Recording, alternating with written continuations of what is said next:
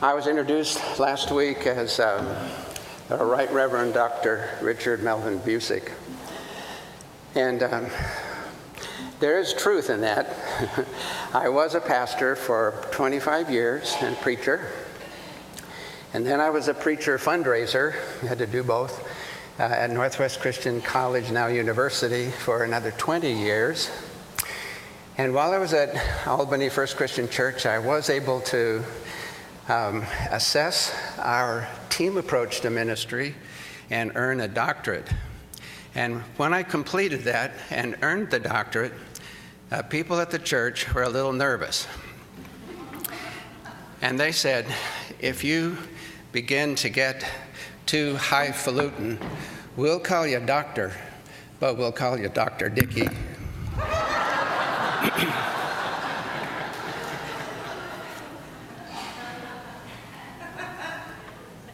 I just want to come to you today as a human who believes in one people and one world with many ways in which we are diverse. And I want to share about joy. I'm just coming off of Coco, the movie, last night that we had, and the great joy that comes from family and from music. I hope you get a chance to see that film if you haven't before. But I want to share from two books. One is the Book of Joy, and it features the Dalai Lama and Desmond Tutu. We're going to see a picture of them. They spent a week together, and they teased each other, they had fun, they laughed, they talked about their points of view, and out of it came this Book of Joy. And I want to share that with you. And then there's another book by John Meacham. He is a professor at Vanderbilt, and he writes The Soul of America, The Battle for Our Better Angels. And I think he will give us encouragement if you happen to be discouraged with the current situation that you're in. We remember the Dalai Lama as His Holiness, but he was in exile and still is, 56 years and counting, from a country that he loved very dearly.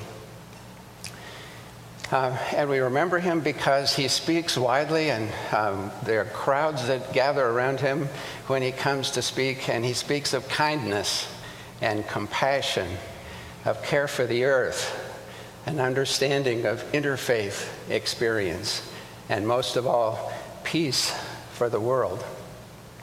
And we remember Desmond Tutu, Archbishop Emeritus, now of South Africa, and he was the head of that commission on truth and reconciliation, developing and pioneering a new way for countries that have been in conflict and with oppression to find a way to come together.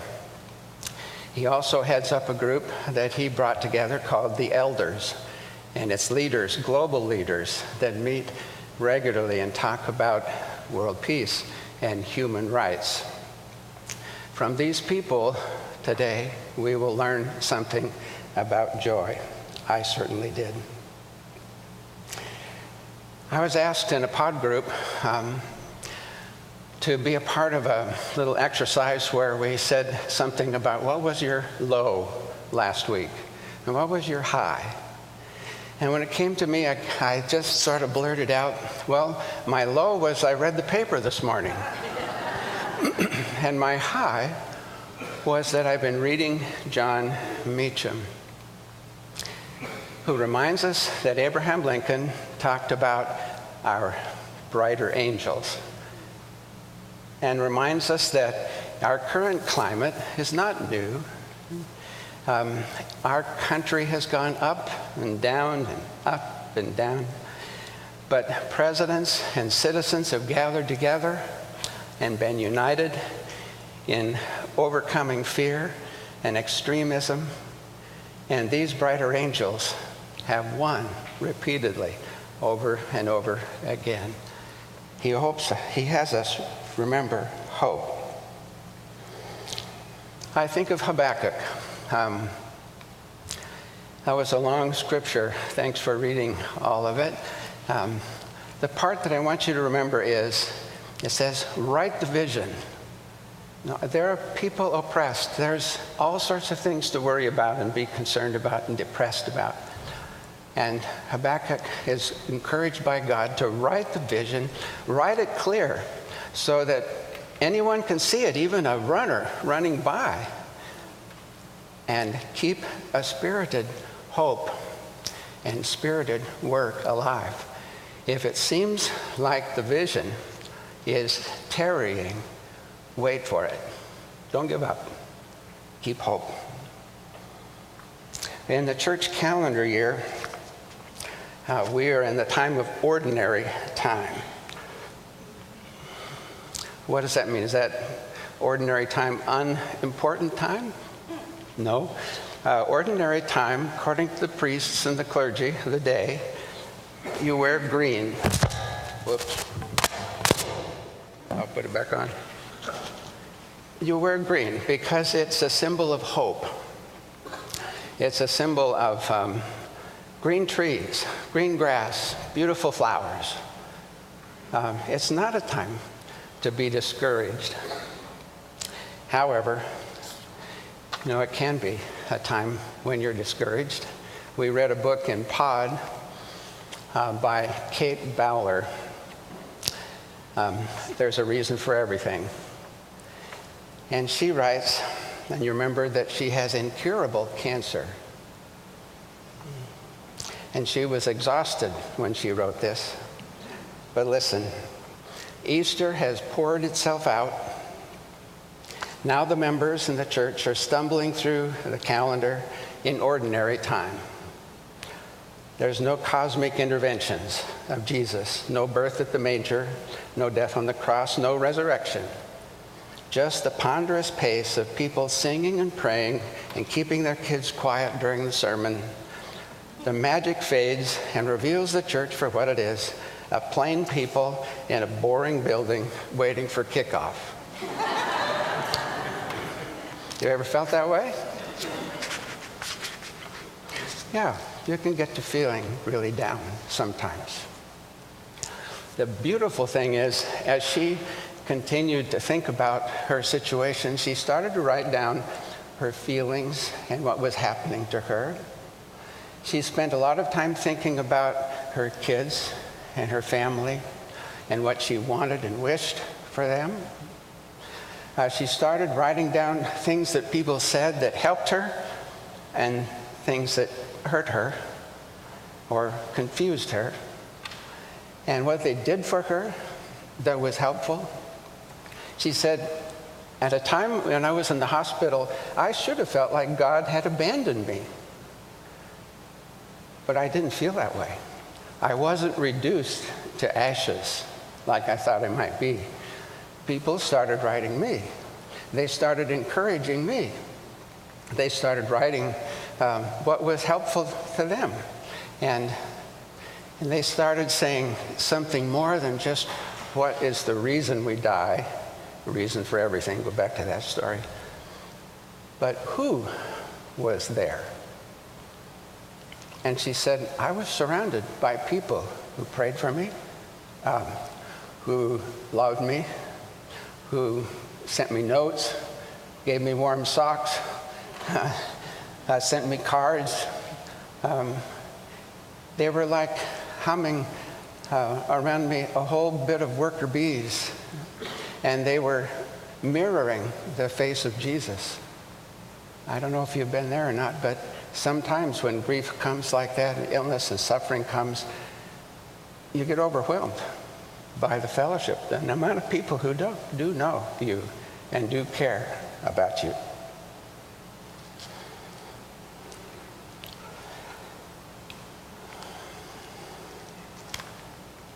I've been in this church for a long time, since 1986. I'm going to save that and talk about that in another minute. I think what she experienced was fellowship, and we know about that. And this communion table is all about fellowship.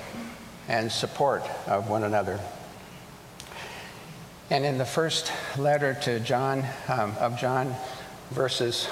chapter 1, verses 1 through 4, I'm just going to say my own words to describe that little passage, but you can go home and read that again and again. It talks about a group of people giving testimony to what they had seen, what they had touched, what they'd experienced, and it had to do with joy, the fellowship and joy connected together. Now, I was out at lunch with April and Hannah and Thomas, and we were enjoying sensory joy, good food. But we were also enjoying mental joy. We were just glad to be together. We were all having a good time, even Thomas. And I was reminding myself of what I saw of April when she first arrived. Hannah was only 2 years old. Remember, she would stand up here on the platform doing something, leading worship or something. Here'd come Hannah and grab hold of her leg. And she knew how to keep on going, saying what she needed to say, lead how she wanted to lead, and at the same time recognizing that love that came up on that platform. I have been impressed with the kind of parenting that April and Kelly are doing with their children. And I'm very thankful for that search committee who, how many years ago? At least almost 10, 9 plus, who found her because she models fellowship or family for all of us. She helps create a blessed community for us here.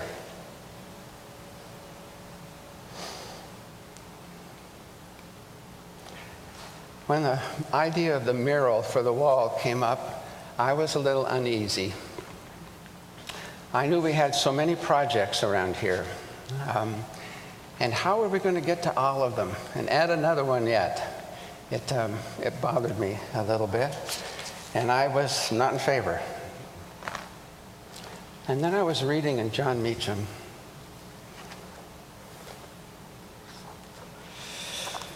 It's the sermon, the last one that Martin Luther King Jr. preached in Washington, D.C. He was talking about our country and its obligations. He said, when much is given, the scriptures tell us much is expected of individuals and nations. And one day, we will have to stand before the God of history, and we will talk in terms of things we've done, King preached. Yes, we will be able to say we built gargantuan bridges to span the seas. We built gigantic buildings to kiss the skies. Yes, we made our submarines to penetrate the ocean depths. We brought into being many other things with our scientific and technological powers. But he said, I can hear the God of history saying, that was not enough. For I was hungry, and you did not feed me. I was naked, and you did not clothe me. I had no sanitary house to live in, and you did not provide me shelter. And consequently, listen to this, you cannot enter the kingdom of greatness unless you do it to one of these, the least, my brethren, do it to me. And that's the question facing America, but it's also a description of our mission. We feel it. If you haven't heard that from Dan and April, you have not been listening. It was not long after that, in November, running on a third-party ticket, George Wallace carried 13.5% of the popular vote nationally and won 5 states: Alabama, Louisiana, Georgia, Arkansas, Mississippi, giving him 56 electoral votes. Not a bad starting point for a populist candidate who would tell voters that walls and tariffs would bring back America as it once was. We have been up and down over the years.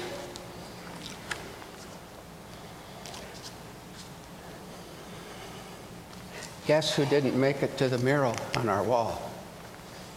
You don't see a picture of George Wallace up there, do you? You don't even read about him in history anymore, unless it's something negative. The Dalai Lama was in exile, I said, for 56 years and counting. And Desmond Tutu said, "How can you keep from being sad?" Or he used the word morose. Well, he said, pain is inevitable. Every one of us are going to experience it. But suffering is optional. It depends on how you relate and respond to the pain. He said, I became a refugee, but if I hadn't, I wouldn't have met all those different people, all those people who have different spiritual practices, all the scientists that I met.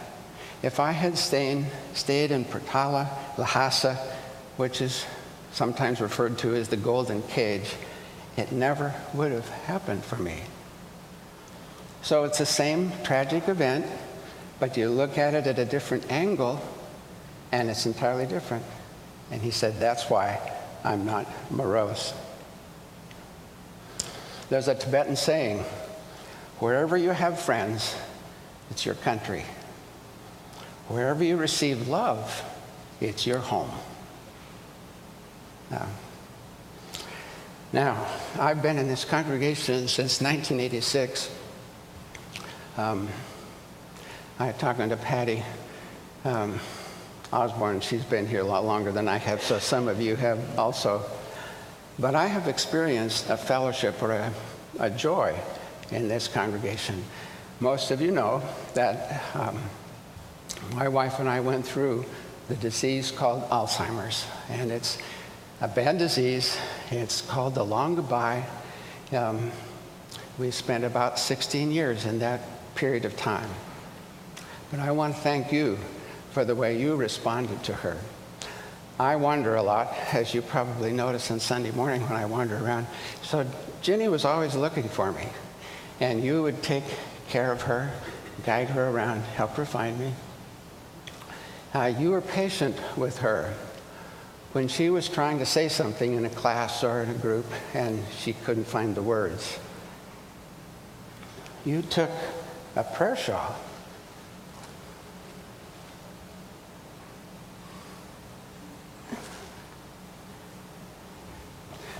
you wrapped that around us right here. And we felt your prayers and your support. And because of going through that experience, bad as it is, I've learned how to talk about this and say to other people just beginning to go through it, that there's a way through. And it's not all bad. There is even joy. That's hard to believe maybe, but there is. You may not be a husband anymore, but you can be a best friend. And she taught me how to live in each day. She didn't have a past. I was trying to be her memory, but she didn't have a past. She couldn't fathom a future, but we had the day. I learned how to live in the now with her, and it brought me joy. And I want to thank you for the support you've continued to give me as I've gone on with my life. Just as Ginny and I had agreed, we wished for both of us if one of us might pass. Loneliness. It says in the book about loneliness that you can feel joy if you're alone. You can't feel joy when you're lonely. And then Bishop Dalai Lama says, just remember there's 7 billion people in the world. Go out and start meeting some of them. Relate to other people, and that's the joy of, that's the door to joy, and it's the antidote to loneliness. Way back in 1977, the Retired Senior Volunteer Program put out a little sheet that said, don't complain that you are lonely unless you have done at least one kindness during the last week for someone who's worse off than you are, telephoned at least 3 persons during the week to find out how they're getting along, not to tell about your troubles, made plans to do at least one thing with someone else, even if it's just shopping trip or going to a movie or taking someone for a drive, invited at least 3 people to your home during the week, checked the daily papers to see what's going on in town that appeals to you, tackled at least one of the difficult jobs that you need to do but have been putting off for a long time, offered to keep a young child so a busy mother can get away for a few hours, put your mind to work, learning something on a subject about which you've thought, I wish I knew more about that, and better acquainted with your public library. Now, I know we can update those activities in our technological age, but you get the idea. If we reach out to other people, we will experience joy. I'll never forget a man who stood at the door every Sunday in my home church. His name was Rex Nichols. He was always happy and cheerful, always built up my spirits when I came through the door. And I asked him one day, what keeps you so happy? He said, well, I'm not happy all the time, but when I get down, I go calling. Now, we can't go door to door like we once did and just pop in and see people, but there's ways we can be in touch with other people, and that's how we continue to experience joy. I'm thankful for the greeters that are back here at our door. I don't know how you felt today, but I always feel welcomed when you go through those doors and there's somebody there to hand you a bulletin, say, I'm glad you're here today. And they have a smile on their face. It doesn't matter whether you're a stranger or a person that they know, that great smile is right there. It's a human face. You don't need an introduction. You can just smile and enjoy each other's company. We have a holy grounds. You can get coffee in there, but you get a whole lot more. And that main barista will give you a hug if you need it. Will give you a smile for sure. Will give you an ear if you need to talk. We pass out a lot more than just coffee in that holy grounds. And and if you take a walk with that barista, you'll realize that she says hello to everybody she meets and says something in addition. And most of the time, people speak back. What a great way to live a life of joy and pass it on to other people. So when we relate to others from the area of compassion, you can even love your enemy. And joy can always be present. And every season, there is hope. Definitely before Christmas, joy.